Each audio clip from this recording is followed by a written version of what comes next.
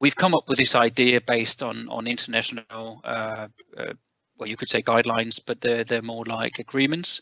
And we would use this step care, but before we do that, the role is here that we say thumbs up, so you can go ahead if you have done one step and it didn't cause any flare-up or any aggravation of your symptoms for 24 hours. So if you can do non-provocative things such as getting up in the morning, getting around in the house, doing stuff you like on the day one, then you can do, more on day two. Also, we think that it will be reasonable if you cannot do what is on one step and you've exposed to step two, for instance, then go back to step one if step two is increasing or leading to flare-up, increasing symptoms or leading to flare-up.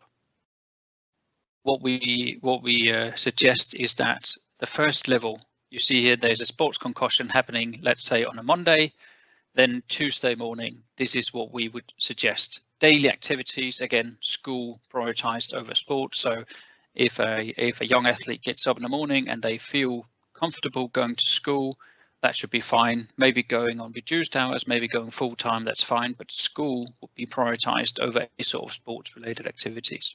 So acknowledge that in the first phase, which is in this case 1 or the maximum of 2 days, rest may be necessary.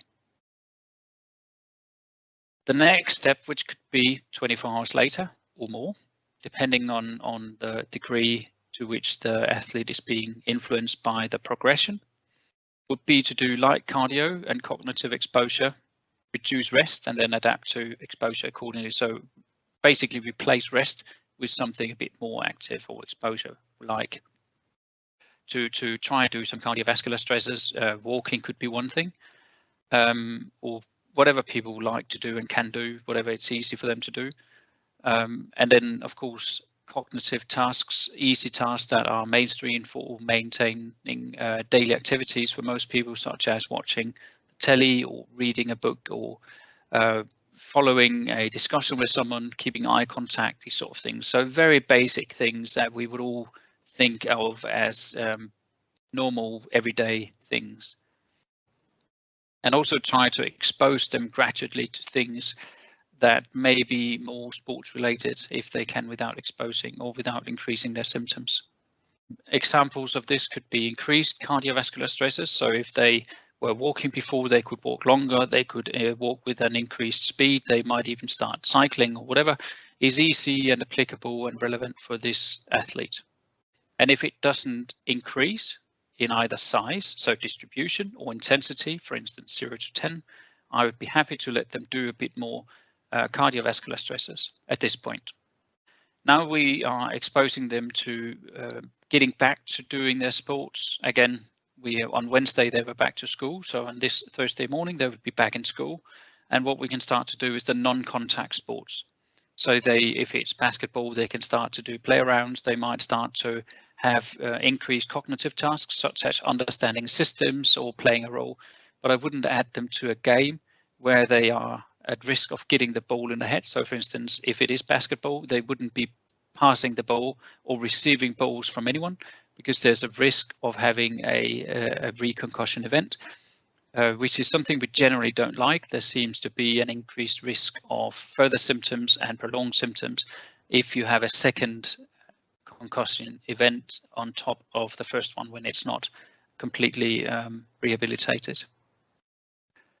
We can start to do unlimited exposure. They should be able to do everything in their normal training. They should pass balls, receive balls, participate in group training, play their role on the team, all of that.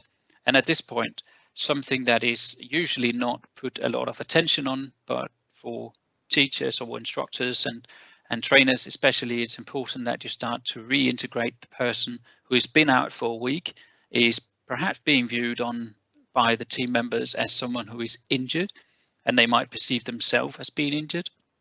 At this point, it would be relevant to introduce them socially again. Again, simple passing on the ball exercises where they fit the sort of hole they left in the team, and they show everyone that they're back, including themselves, and they have this, return to the team type feeling. It's something that's not been put a lot of effort into, and we don't know whether or not it's important. But from a clinical perspective, my own experience is that when people have been out, they're struggling with the feeling of increased risk of having another setback. But at the same time, they're also not quite reluctant to let people think that they're injured. They want to get back, they want to be part of the team, but they also have some sort of inner restrictions regarding their own feelings towards having another injury or risk of having another injury.